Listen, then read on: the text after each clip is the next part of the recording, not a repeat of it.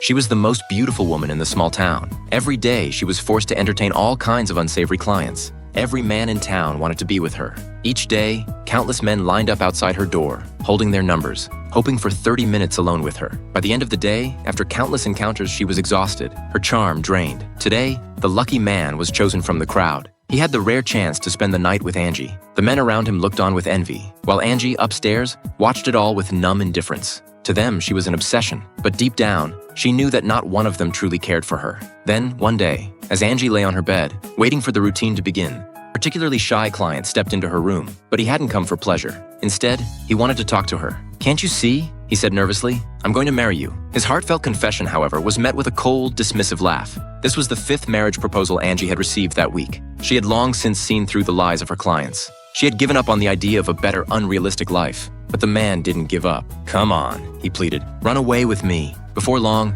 his 30 minutes were up, and Angie promptly kicked him out. But over the next few days, Mike returned again and again. Each time, he paid double the usual rate. Not to touch her, but to share his dreams of a future together. "Marry me," he begged. "Time's up," she replied. "Put your boots on and leave." Mike was nothing more than a humble farmer. He had fallen in love with her at first sight during a trip to the market. Still unwilling to give up, he came back to Angie once more, professing his love yet again. "You're just a dirt farmer," she said coldly. Her tone remained distant, and once again, Mike left, heartbroken. But as she watched him walk away, something inside her began to shift. The next day, Angie went to her boss to demand her earnings. She wanted to leave, to finally break free. But instead, her demands were met with a violent outburst. The bearded man, who controlled her life, erupted into a fit of rage. Undeterred, Mike returned to see Angie again. This time, what he found shocked him. Her entire body was covered in bruises. Summoning all his courage, he knelt before her once more. "Will you marry me?" Without hesitation, Mike emptied his entire life savings to buy her freedom. Together, they began a new life.